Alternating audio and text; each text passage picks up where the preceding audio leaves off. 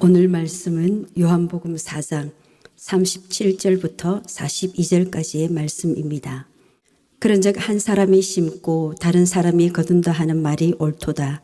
내가 너희로 노력하지 아니한 것을 거두려 보내었노니 다른 사람들은 노력하였고 너희는 그들이 노력한 것에 참여하였느니라. 여자의 말이 내가 행한 모든 것을 그가 내게 말하였다 정언하므로 그 동네 중에 많은 사마리아인이 예수를 믿는지라. 사마리아인들이 예수께 와서 자기들과 함께 유하기를 청하니 거기서 이틀을 유하심에 예수의 말씀으로 말미암아 믿는 자가 더욱 많아 그 여자에게 말하되 이제 우리가 믿는 것은 네 말로 인함이 아니니 이는 우리가 친히 듣고 그가 참으로 세상의 구주신 줄 알미라 하였더라. 우리 예수님이 하나님의 구원 역사를 자주 이 농사에 비유해서 말씀을 하십니다. 특별히 오늘 말씀에는 보면 씨 뿌리는 사람과 씨를 뿌린 것을 놓고 추수하는 사람의 이야기로 구원 역사를 풀어내고 있습니다. 뿌리는 사람은 거두는 사람보다는 수고가 더 많지요. 딱딱해진 밭을 갈고 자갈을 솎아내고 거름을 주고 옥토를 만들어냅니다. 그리고 그 밭이 딱딱하고 자갈이 많을수록 씨를 뿌리는 사람은 더 많은 노동을 해야 됩니다. 이 과정에서 진이 다 빠져서 더 이상 일을 진척해서 할 수 있는 기운이 없게 되는 경우가 있게 되지요. 그러다 보니까 뿌리는 사람이 있고 거두는 사람은 따로 있다라는 특이한 농사의 이치가 나올 수가 있는 것입니다. 뿌리는 농부는 이 사실을 잘 압니다. 내가 씨를 뿌려도 그것을 자라게 할 수 있는 힘이 내게는 남아있지 않구나. 다른 누군가가 와서 내 뿌린 것을 결국은 거두겠구나. 이 사람에게 우리 주님의 말씀 37절 말씀은 참으로 온당한 말씀입니다. 그런즉 한 사람이 심고 다른 사람이 거둔다 하는 말이 옳도다. 어떤 사람이 심고 어떤 사람이 거둔다. 그러면 뿌리는 사람한테는 시험이 찾아오기 쉽습니다. 뿌리고 싶지 않은 거지요. 왜일까요? 어차피 내가 수확하는 것이 아니니까. 자신은 뿌리기만 할 뿐 거두는 것은 자신이 아니니까. 그래서 자갈밭 일구느라 뿌릴 힘도 남아있지 않거니와 남아있어도 뿌릴 의욕이 나지를 않는 거지요. 우리 인생에서 내가 이런 비슷한 것을 경험하고 있다면 빨리 알아차려야 됩니다. 그것은 시험이다라는 것. 그런데 우리 주님은 이런 인간의 마음을 아시는지 모르시는지 그 앞에 묘한 말씀을 하십니다. 36절 우리 한번 같이 읽어보겠습니다. 거두는 자가 이미 싹도 받고 영생에 이르는 열매를 모으나니 이는 뿌리는 자와 거두는 자가 함께 즐거워하게 하려 함이니라. 거두는 자가 이미 싹도 받고 영생에 이르는 열매를 모은다. 보십시오. 뿌리는 자가 아니고 거두는 자가 싹도 받고 영생에 이른 열매를 거두어요. 수확물이 풍성하지 않은 시대에는 결국 농사를 지어서 거두어야지 농부에게 싹을 줬어요. 그러니까 뿌리는 사람과 거두는 사람이 다르다면 뿌리는 사람은 싹을 받지를 못해요. 뿌리는 사람은 그냥 뿌리는 사람입니다. 그리고 이 뿌린 사람 때문에 거두는 사람이 소출한 것 중에서 얼마의 싹도 받고 영생에 이르는 열매도 모으는 것이다. 그런데 이 이치를 아는 우리 주님이 그 뒤에 일반적인 농사와는 다른 결의 말씀을 하십니다. 다시 36절 뒷부분에 보시면 이는 뿌리는 자와 거두는 자가 어떻게? 함께 즐거워하게 하려 합니다. 지금 뿌리는 자는 뿌리기만 했을 뿐 소출도 없고 결실도 손에 얻지를 못해요. 그런데 주님이 결실이 이루어진 때에 가을에 추수하는 자와 봄에 뿌린 자가 함께 즐거워하게 된다라고 말씀하는 겁니다. 이 말씀이 진리로 성립되려면 경우수는 두 가지라고 저는 봅니다. 첫 번째로는 뿌리는 자와 거두는 자가 한 가족일 때예요. 그래서 거둔 것이 나와 전혀 별개가 아니고 나에게 직접 간접적으로 이익을 준다든지 유익을 줄 때만 뿌린 자와 거둔 자가 함께 즐거워할 수 있습니다. 둘째로는 이 농사가 표면적인 세상 농사가 아니고 영적인 농사인 경우에요. 뿌리는 자가 이 일을 단순히 세상 농사 짓는 일로 보지 않고 전혀 새로운 시각으로 이 농사를 하고 있을 때, 이때에 뿌리는 자가 거두지 못할지라도 거두는 자와 함께 즐거워할 수 있어요. 여기서는 둘 다지요. 한 사람이 심고 다른 사람이 거둔다. 그런데 다 거두었을 때 뿌리는 사람과 거두는 사람이 함께 기뻐한다. 왜냐? 이 일이 한 가족인 하나님의 가족들이 하는 일이기 때문이고, 이 일이 세상 농사 짓는 일이 아니며 하나님의 나라의 농사를 함께 지어가는 일이기 때문입니다. 다 한 가족이고 한 형제고 한 패밀리고, 그리고 그 일에 하나님의 뜻이 이루어지게 하는 일에 함께 참여하고 있기 때문에 기뻐하고 즐거워할 수 있습니다. 우리가 주님 일을 하다 보면 어떤 사람은 저같이 설교를 하고 교회 목회를 하는 분이 계시고, 어떤 분들은 교회 행정을 하는 분들이 있고, 어떤 분들은 밖에 나가서 봉사를 하는 분들이 있고, 어떤 분들은 주방에서 열심히 음식을 준비하고 섬기며 돌보는 일이 있습니다.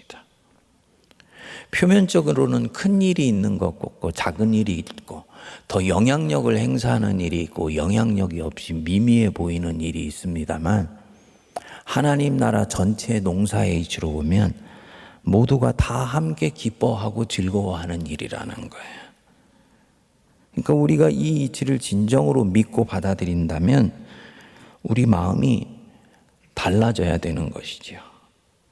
야, 하나님이 나같이 부족한 사람도 쓰시고 있구나. 내가 하나님의 구원 스토리의 한 부분을 이루어 가고 있는 것이구나. 그 일에 내가 지금 참여하고 있구나. 이 사실 자체로 기뻐하고 즐거워하고 감사할 수 있습니다. 그래서 이 사람에게는 자신이 이렇게 하나님의 일에 참여하고 있다는 자체가 삶의 동기가 되고 삶의 의욕이 되고 에너지 원천이 되고 힘들 때 자기를 지탱해주는 밑받침, 토대가 될 수 있는 것이죠. 어저께 우리 주님이 하셨던 말씀 생각나시죠? 나의 양식은 나를 보내신 이의 뜻을 행하며 그의 일을 온전히 이루는 그것이니라. 내 마음이 여기에 이른다면 나는 그냥 뿌리기만 하고 거두지 못한다고 시험에 들 일이 아니다라는 것입니다. 거두지 못하고 고생만 한다라고 낙심할 일이 아니에요. 내가 그렇게 한 것 때문에 내 뒤에 오는 누군가는 거두게 된다. 이로 인해서 하나님의 뜻이 마침내 이루어지게 된다. 나는 하나님의 구원 스토리에서 한 대목을 차지하는 영광스러운 일에 참여하고 있다. 이 자체로 기쁨이고 보람이 된다는 얘기입니다. 뿌리는 자가 드러나기도 하지만 전혀 드러나지 않는 경우도 있습니다. 인간 역사에서 비일비재하게 일어나는 일이에요. 세상 역사에서뿐만 아니라 사람의 손으로 구술한 교회사에서도 가끔씩 일어나는 일이기도 합니다. 제가 에모리에서 공부를 하면서 논문 제목이 칼빈과 웨슬리의 구원론 비교 연구였어요. 자연히 웨슬리 교도, 즉 감리교 교도들의 역사를 공부하게 됐는데요. 웨슬리가 감리교 운동을 영국에서 시작했을 때 여성들이 굉장히 많이 그 운동에 참여를 했었습니다.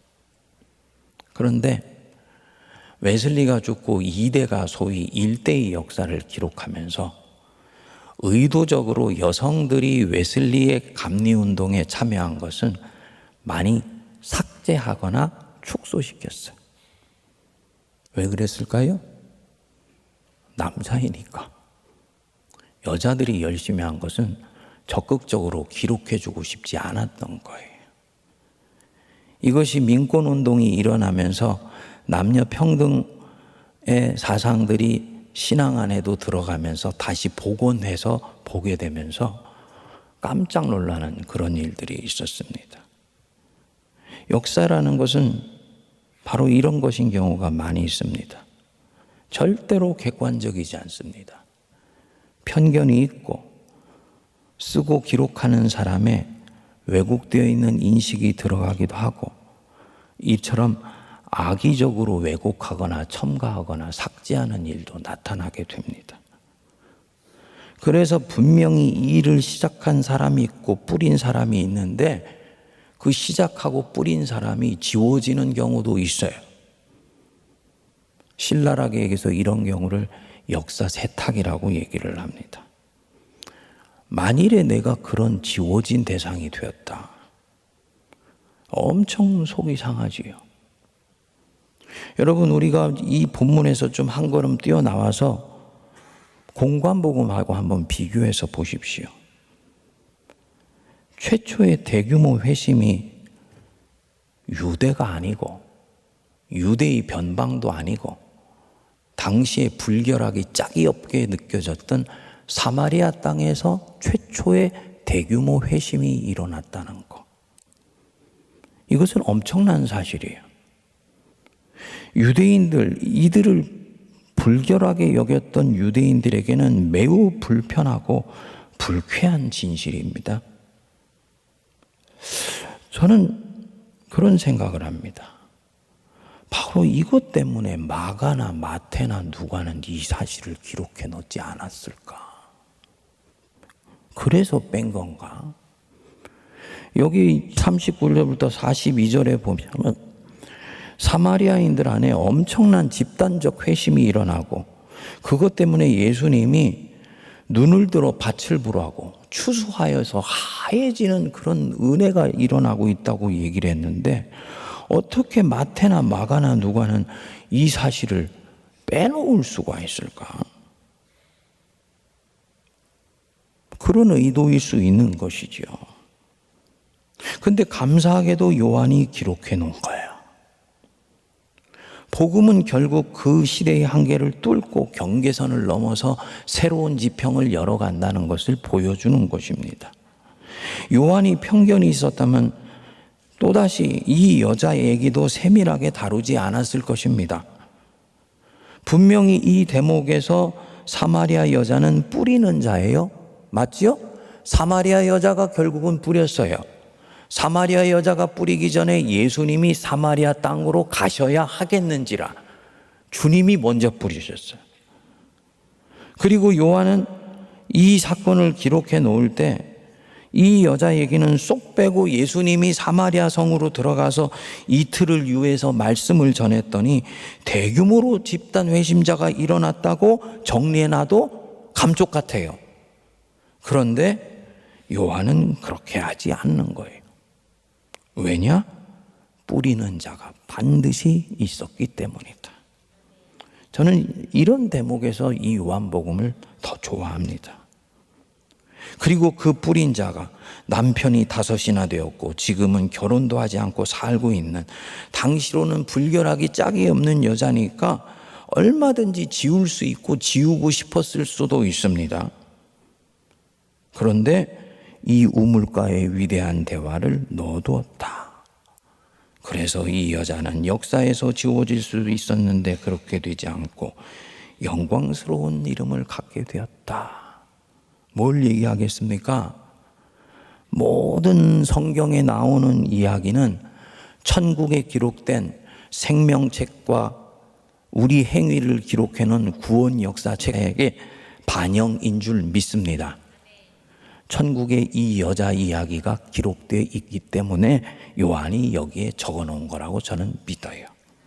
여러분들 동의하시죠? 그렇다면은 만일에 요한이 사마리아 여자의 얘기를 요한복음에서 복원해서 기록해 주지 않았다면요, 이 여자는 그래도 괜찮아요. 하나님의 구원 역사책에 고스란히 남아있으니까, 천국에서 이미 그 상을 넉넉히 받고 있으니까. 이 땅에서 상이 큰 자는 천국에서 상이 작다 그랬잖아요. 받을 상 다 받았으니까. 이 땅에서 행한 일에 상이 적으면은 천국에서 오히려 상이 크다고 하지 않습니까? 이것은 우리 인생에 반복되는 이야기입니다. 누가 알아주건 알아주지 않건, 지위를 얻건 얻지 못하건 눈물을 흘리며 씨를 뿌리라. 내가 거두지 못할 것 같아도 뿌려라. 그는 반드시 내 형제, 내 가족 손에 단이 가득히 넘쳐 돌아오는 것을 어디에선가 보게 될 것이다. 이 땅에서 볼 수도 있고 천국에 가서 볼 수도 있다. 그리고 그때 그는 기뻐하고 즐거워하게 될 것이다. 이렇게 해서 하나님의 뜻이 이루어지게 되는 것을 지금 목격하고 있기 때문이다. 천국에서 만일 그런다면 아름다운 장면이 떠올라요. 새벽에 묵상하면서 제가 제 스스로에 대해서 아주 심기를 새롭게 했습니다. 심지를. 그래, 내가 세문안께서 열심히 뿌려야지. 거두든 거두지 않든 열심히 뿌려야지. 아멘 하시죠? 예. 제가 다 결실하지 못하고 목회 마무리할 수 있어요. 제 뒤에 오시는 목사님이 신나게 성도님들과 함께 목회할 수 있어요. 그리고 저는 그때 천국에 가 있을 수도 있죠. 억울합니까? 아니요. 하나님이 그때 아마 제 앞에서 제 어깨를 툭툭 두드려주면서 말씀하실 거야. 이 친구야, 네가 시작한 일이야. 우리 모두의 일인 줄 믿습니다. 우리가 뭔가 일을 하고 천국 가서 그 일이 이루어지는 걸 볼 때 주님이 제 곁에 슬쩍 오셔서, 우리 옆에 슬쩍 오셔서 등을 툭툭 두드려주면서, 친구야, 자네가 시작한 일이 저렇게 결실을 거두고 있다. 그것이 가족 내에 구원의 역사를 이루어내는 일이건, 내가 섬기는 직장이나 작은 공동체에서 있는 일이건, 교회 일이건, 또한 내가 사랑하는 이 나라와 이 민족의 일이건, 내가 하는 몫에 씨를 뿌리게 되면 뿌리는 자와 거두는 자가 함께 기뻐하고 즐거워하게 될 줄 믿습니다. 기도하겠습니다. 하나님 감사합니다. 한 해가 접으러 가던 이제 12월, 우리 주님이 이 땅에 오신 대림절이 다가오고 있습니다. 한 해 우리가 달려온 길을 생각하며 우리가 무엇을 수확했는지, 무엇을 거두고 있는지 스스로를 돌아보게 됩니다. 생각한 만큼 손에 쥐지 못했다 하여 낙심하지 않게 하시고, 마음에 원하고 갈구하고 열망하며 소원했던 만큼 품에 안지 못했다 하여 괜히 낙심하지 않도록 은혜 베풀어 주시옵소서. 오늘 말씀에 힘을 얻게 하셔서 주님의 일에 참여했으며 주님의 일에 최선을 다했으면 그것으로 충분하며 하나님은 영광 거두시고 나는 하나님의 구원 스토리의 한 부분을 감당하게 된 것으로 기뻐하게 하여 주옵소서. 모든 것이 합력하여 선을 이루매 우리가 한 크고 작은 영적인 몸짓은 반드시 하나님께 상달되며 이 땅에 복음의 역사 이루는 일에 쓰임받는 것을 굳게 믿게 하여 주시고 오늘도 우리가 묵묵히 이 겨울에 새로운 씨를 준비하며 밭을 갈며 씨를 뿌릴 준비를 하는 새로운 농부, 신령한 농부 될 수 있도록 은혜 내려 주시옵소서. 이제는 우리 주 예수 그리스도의 크신 은혜와 하나님 아버지의 무한하신 사랑하심과 성령님의 위로교통 감동 감화 역사하심이 뿌리는 자와 거두는 자가 함께 즐거워하느니라. 이 신앙의 놀라운 비밀을 깨쳐 하나님 기뻐하시는 인생을 계속 신실하게 살아가기로 다짐하는 모든 거룩한 백성들과 피로 값주고 사신 우리 세문안 교회와 이 나라 이 민족과 저북녘과 온 세계 위에 이제로부터 영원토록 함께하옵시기를 간절히 축원하옵나이다. 아멘.